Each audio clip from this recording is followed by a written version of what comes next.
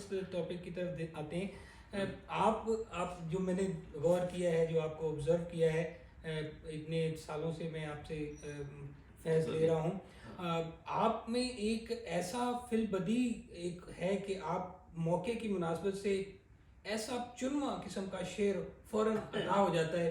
یہ کیا وجہ ہے؟ اور دوسرا یہ کہ شاعری کی طرف رجحان آپ کا کیسے بنا؟ اور دوسرا یہ کہ یہ میں پوچھنا چاہوں گا کہ آج کے عصر حاضر میں کون سا ایسا شاعر ہے جو ہم یہ کہہ سکیں کہ یہ غالب ثانی ہے یا میر کا ہم پلہ ہے, کوئی ایسا؟ اور یہ کیسے پاسبل ہے کہ جو اچھا جو جب وہاں پر جو ہمارا کیا ہے پرانا ٹائم تھا اس میں جو کلاسک شعراء ہیں, کیا آج کے دور میں وہ ممکن ہے کہ کوئی شاعر اس پائے کا کوئی شعر کہہ سکے یا اس پائے کا دیوان کہہ سکے؟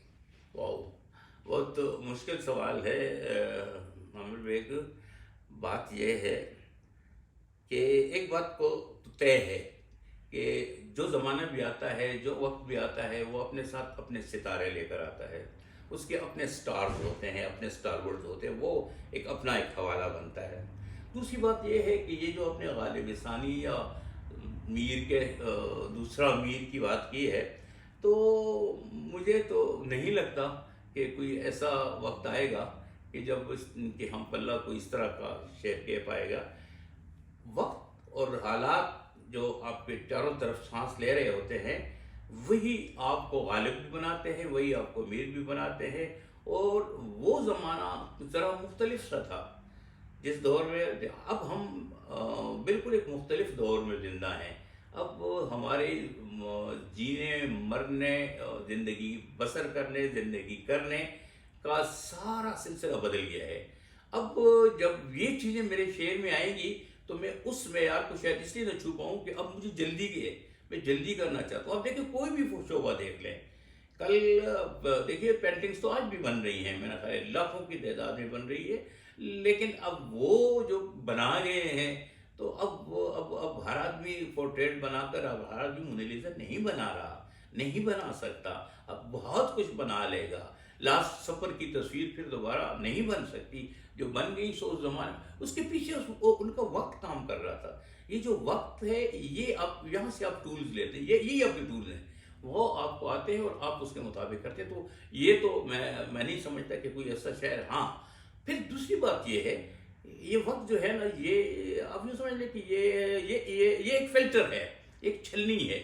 اس سے گزر کر بہت دنوں کے بعد کوئی چیز سامنے آئے گی جو بہت منزہ ہوگی, جو بہت پوتر ہوگی, بہت صاف ہوگی اور شفاف ہوگی. تو شاید آنے والا وقت فیصلہ کرے کہ کس دور میں کون شاعر بڑا ہوا. اس میں تو صرف ایک لطیفہ اس میں ایڈ کیا جا سکتا ہے. شگفتوار چٹکلا کہتے ہیں کہ کہتے ہیں جس وقت فیض صاحب کا انتقال ہوا تو کسی نے منیر نیازی سے پوچھا تھا کہ منیر نیاز صاحب, فیض صاحب تو چلے گئے, تو اب کون بڑا شاعر ہے, کچھ آپ بتا دیں, ہماری مدد کریں کہ اب ان کے بعد کون بڑا شاعر ہے. تو منیر نے اسے کہہ دیا تھا, اچھا یہ بات بھی اب میں خود بتاؤں. تو چلیے اس حد تک نہیں کہ یہ بھی میں بتاؤں آپ کو کہ کون بڑا شاعر ہے. تو بات یہ ہے کہ اس وقت کے ساتھ ساتھ ہاں اچھا شعر کہا جا رہا ہے, بہت اچھا شعر. ذرا پہلے کہ آپ دیکھیں جو ہمارے زومات ہیں, ان کے بعد اگر فیض کے بعد بھی ہم بات کرتے ہیں, یعنی ایون کہ فراز صاحب کے بعد کی بات بھی ہم کرتے ہیں. اب جو فراز نے جو شعر کہا ہوا ہے, میرا خیال ہے وہ پتہ نہیں کہ کتنی دہائیوں تک, کتنی صدیوں تک لوگوں کو تنگ کرتا رہے گا اپنے ماحول کے حوالے سے. تو بڑا شاعر ہے فراز, میں سمجھتا ہوں بہت بڑا شاعر. منیر کا ایک اپنا حوالہ ہے, اس کے اندر کی جو پراسراریت ہے اس کو تو کوئی دوبارہ کر ہی نہیں سکتا. تو وہ ایک اپنا ایک وہ بنا کر یہ شعراء چلتے رہے. بعد میں ہمارے پاس اچھے شعراء کی کمی نہیں ہے, نہ سرحد کے اس پار نہ سرحد کے اس پار. اچھے شعراء جو ہیں اب بھی موجود ہیں جو سلیقے سے شعر کہتے ہیں. میں پاپولر شعراء کی بات نہیں کر رہا ہوں کہ فلاں پاپولر ہے یا پھر نہیں, میں اس کی بات کر رہا ہوں. اب بھی اچھے شعراء موجود ہیں جو اس وقت ایک بہت اچھا شعر کہا جا رہا ہے. مثلا ہم پاکستان کی حد تک بھی بات کریں تو افتخار عارف صاحب ایک بڑا نام ہے اور بہت اچھا شعر کہہ رہا ہے. اس کی بات کی نسل میں آپ دیکھیں تو کچھ شعراء جو اس طرح مقبول نہیں ہیں, وہ لوگ پروفائل میں اپنے آپ کو رکھتے بھی ہیں اور رہتے بھی ہیں. تو جیسے اختر عثمان کی ہم بات کریں, وہ بڑا شاعر ہے, وہ بڑا شاعر ہے. بہت ایک زمانہ آئے گا جب لوگ ان کو دریافت کریں گے، جس طرح مجید امجد کے بارے میں کہتے ہیں. تو اس طرح وقت کے ساتھ ساتھ چیزیں ختم ہو جاتی ہیں اور اس میں سے فلٹر ہو کر کچھ چیزیں سامنے آتی ہیں، پھر ہم کہتے ہیں کہ یہ آدمی، یہ شاعر جو ہے یہ ایک بڑا شاعر ہے. تو ہیں اس وقت اچھا، نئے لڑکے ہیں، نئے لڑکوں میں اچھا شعر کہا جا رہا ہے، وہ بہت اچھا شعر کہتے ہیں. اور میں سمجھتا ہوں کہ آنے والے وقت میں یہ وقت ہے ہی ان کا، تو جب وہ اپنی چیزوں کو دوبارہ دیکھیں گے تو ان کو خود ان میں سے کچھ چیزوں کو ہٹانا پڑے گا، کچھ کو رکھنا پڑے گا، اور جو رکھیں گے وہ یقیناً ماسٹر پیس ہوں گی. ایک اچھا شاعر بننے کے لیے کیا تگ و دو کرنی چاہیے؟ تگدو سے تو یہ ہوگا نہیں، تگدو سے تو یہ بالکل بھی نہیں ہوگا. تگدو نہیں کرنا. ہاں، اپنے آپ کو اگر زبردستی اس ماحول میں ڈھالنا ہے تو عشق کرنا پڑے گا، اور کتاب سے عشق کرنا پڑے گا، شعراء سے عشق کرنا پڑے گا.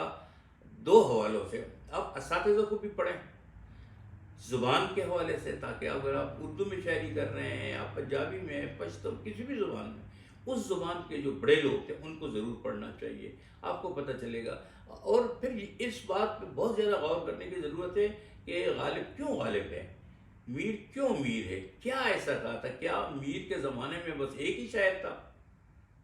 ایسا تو نہیں تھا. کیا غالب کے زمانے میں ایک ہی شاعر تھا؟ بڑے بڑے لوگ موجود تھے، مومن بھی تھا، ذوق بھی تھا. میں یہ کہہ رہا ہوں کہ غالب میں کیا خاصیت تھی، اس پہ اگر ذرا سا غور کرنا شروع کر دیں تو پھر آپ کو پتہ چلے گا کہ غالب ان لوگوں سے کیوں مختلف، اس کی سوچ کیوں ان سے آگے ہو گئی تھی.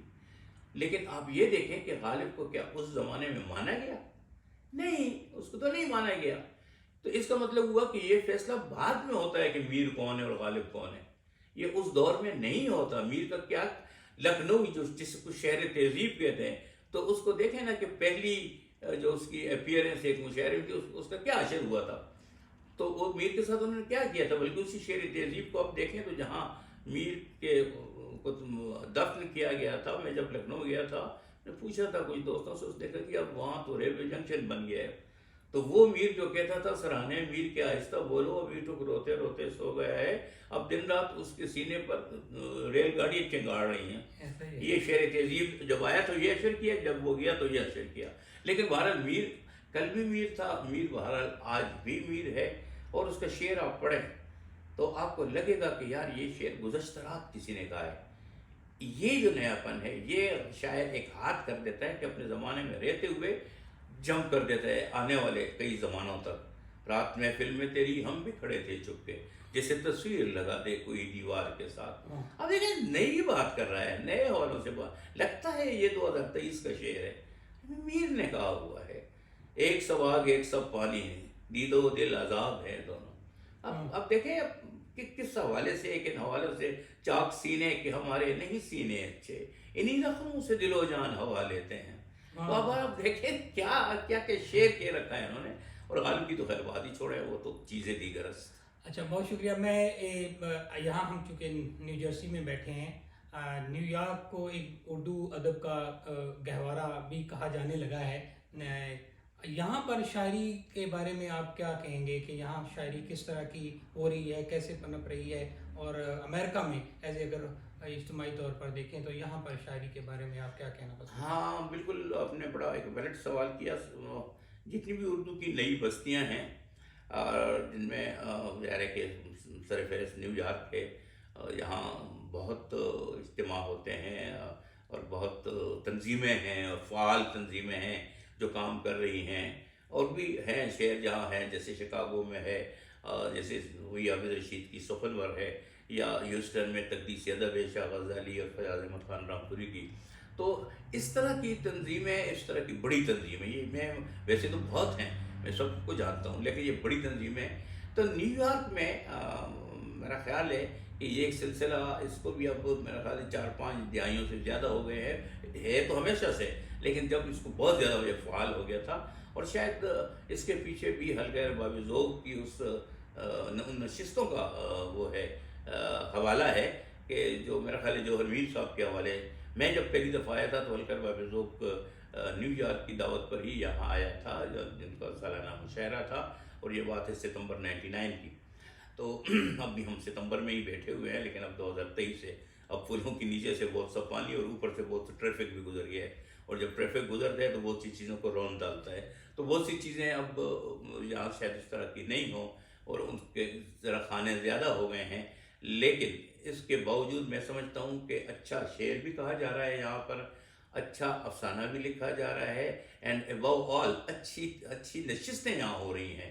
میں نے دیکھا ہے، بلکہ کووڈ کے دنوں میں تھوڑے سے مسائل جب ہو گئے تھے ان نشستوں کی وجہ سے، تو یہیں سے اگر آپ دیکھیں تو حلقہ ارباب ذوق، اس کی فرح کامران اس کو سیکرٹری تھی سید نقوی صاحب، تو ان لوگوں کی آن لائن نشستیں شروع ہو گئی تھی۔ خود یہ جو نیو جرسی کا حلقہ ارباب ذوق نیو جرسی ہے یا بعد میں پسکاٹوے ہے، تو ان کی آن لائن نشستیں ہو گئی تھی، مشاعرے شروع ہو گئے تھے۔ یہ ایک نیا سلسلہ، اور وہ سلسلہ اب بھی اسی شد و مد سے جاری ہے، باوجود اس کے کہ وہ کووڈ والی چیزیں ختم ہو گئی ہیں، لیکن وہ سلسلہ وہ لوگوں نے اب بھی لڑی پکڑی ہوئی ہے۔ تو میں یہ سمجھتا ہوں کہ اب دیکھیے کتابیں چھپ رہی ہیں، اور جب شعر کی یہ کتاب کا جو میں حوالہ دیتا ہوں تو اس کی وجہ یہ ہے کہ جب آپ شعر کہتے ہیں تو کہہ سکتے ہیں، آپ بھی شعر کہہ رہے ہیں، میں بھی شعر کہہ رہا ہوں، یہ بھی شعر کہہ رہا ہے، وہ بھی کہہ رہا ہے، لیکن کتاب تب چھپتی ہے جب آپ لمبی ریس کے گھوڑے بنتے ہیں۔ ایسا نہیں ہے کہ آپ نے غزل کہہ دی اور اس کے بعد پتہ چلا وہ تو جو آپ کی مشکلات تھی وہ تو غائب ہو گیا، وہ آدمی کہاں ہے؟ آپ دیکھیں ایسے بہت سے دوست آپ کو نظر آئیں گے جو کل تک تھے، جو بہت فعال تھے ان اداروں میں، تو وہ اب نہیں ہیں، لیکن جو فعال ہیں تو ان کی دیکھیے کتاب کا آنے کا مقصد یہ ہے کہ یہ مسلسل لگے ہوئے ہیں۔ اگر یہ مضمون تنقید لکھ رہے ہیں، کہ کالم لکھ رہے ہیں، افسانہ بن رہے ہیں، شعر کہہ رہے ہیں، تو یہ مسلسل کہہ رہے ہیں، تو جب آپ مسلسل کہنے لگتے ہیں تو آپ دیکھیں تسلسل کی ایک اپنی قوت ہے، تو وہ اب لوگوں کو اپنی طرف راغب کرتی ہے، تو اچھا شعر اب بھی کہا جا رہا ہے۔ اور آپ دیکھیں پے بہ پے ابھی جیسے شفیق صاحب کی کتاب کی رونمائی 2-4 دن پہلے ہوئی، اس کے بعد پھر آپ کی کتاب کی ہوئی، تو اس 1 ستمبر کے مہینے میں ایک ہفتے کے اندر 2 بڑی تقریبات 2 کتابوں کی ہوئی، تو ان کی کتاب کی نیو یارک میں ہوئی، آپ کی کتاب محبت استخارہ ہے کی نیو جرسی میں ہوئی۔ اتنے کم عرصے میں اتنی 2 کتابیں، اور یہ کووڈ کے بعد کا زمانہ ہے، تو اس کا مقصد یہ ہوا کہ یہ کام ہو رہا ہے، اچھا شعر کہا جا رہا ہے۔ جب بھی مشاعرے ہوتے ہیں میں سنتا ہوں، مجھے بہت اچھا لگتا ہے، میں آن لائن بھی سنتا ہوں، اور ادروائز چونکہ میں نے کہا میرا تو اوڑھنا بچھونا یہی ہے، تو میں تو ان کے ساتھ اپنے آپ کو باندھتا رہتا ہوں۔ تو میں سمجھتا ہوں کہ یہ نیو یارک کی جو بستی ہے، جس میں یقیناً جڑواں شہر سمجھ لیں اس کو، نیو جرسی کو یہ بھی ہے اس میں شامل، تو یہاں میں سمجھتا ہوں کہ آپ کہہ سکتے ہیں کہ ادب کے فروغ میں اپنا بھرپور اور فعال کردار ادا کر رہے ہیں۔ بہت شکریہ۔ ہم جانے سے پہلے سید صاحب سے کچھ ان کے، مجھے معلوم ہے کہ اپنے شعر ان کو اتنے زیادہ یاد نہیں جتنے دوسروں کے، ایک ینگ شاعر کا بھی جو آج سے 20 سال پہلے انہوں نے سنا ہوگا، ان کا بھی شعر ان کو یاد ہوتا ہے، اور ہم سے گزارش کریں گے کہ کچھ اپنے بھی ہمیں اپنے کلام سے بھی میں 2-4 شعر سنا دیتا ہوں۔ وہ بالکل صحیح آپ نے کہا، مجھے اصل میں مجھے اچھا لگتا ہے لوگوں کو شعر سنانا، تو میں یہاں پچھلے 2 ہفتوں سے نیو جرسی میں ہوں، مسلسل ملاقاتیں ہیں دوستوں کے ساتھ ہیں، اور عامر کے ساتھ تو خیر روز شب کا اٹھنا بیٹھنا ہے، مگر میرا خیال ہے ان کو میں نے اپنا ایک شعر بھی نہیں سنایا، اور میں اپنے تمام دوستوں کے، خواہ وہ نذیر تبسم ہے کہ عزیز اعجاز ہیں کہ امجد بیزاد، کوئی بھی جو نئے لڑکوں کی بات میں کرتا ہوں، نئے لڑکوں کے ان کے شعر سناتا رہتا ہوں، اور اپنے نہیں سناتا، یا پھر اساتذہ کے سناتا ہوں۔ تو اس لیے میں نے جو یاداشت کا کھانا ہے اس میں نے دوستوں کی جگہ بنائی ہوئی ہے، تو ان کی جگہ زیادہ معتبر ہے، تو مجھے اپنے شعر واقعی کم کم یاد ہوتے ہیں، پھر بھی اگر 2 یاد ہیں تو میں آپ کو سنا دیتا ہوں کہ ہر ایک زخم میں سینے کے کانچ بھرتا ہوا، ہر ایک زخم میں سینے کے کانچ بھرتا ہوا، سو اس طرح سے میں جیتا ہوں روز مرتا ہوا، سو اس طرح سے میں جیتا ہوں روز مرتا ہوا، اور یہ اب جو آنکھ میں ایک بوند بھی نہیں باقی، یہ اب جو آنکھ میں ایک بوند بھی نہیں باقی، کبھی یہیں تھا سمندر سا شور کرتا ہوا، کبھی یہیں تھا سمندر سا شور کرتا ہوا، اور بلندیوں سے پکارا ہے پھر مجھے اس نے، بلندیوں سے پکارا ہے پھر مجھے اس نے، سجا رہا ہوں ہواؤں پہ پاؤں دھرتا ہوا، سجا رہا ہوں ہواؤں پہ پاؤں دھرتا ہوا۔ اور شعر پیشر تنسی غزل کا کہ نظر میں دھول پرانی رفاقتوں کے لیے، واہ نظر میں دھول پرانی رفاقتوں کے لیے، تیری گلی سے میں چپ چاپ سا گزرتا ہوا، واہ، تیری گلی سے میں چپ چاپ سا گزرتا ہوا۔ بہت خوب۔ تو ناظرین، یہ تھے ناصر علی سید، ہمارے استاد محترم، اور اگلی دفعہ کسی اور شاعر، کسی اور ادیب، کسی اور دانشور کے ساتھ حاضر خدمت ہوگے۔ تب تک کے لیے اجازت دیجیے، ہمارا چینل کو سبسکرائب کرنا مت بھولیے گا۔ بہت شکریہ۔ بہت محبت۔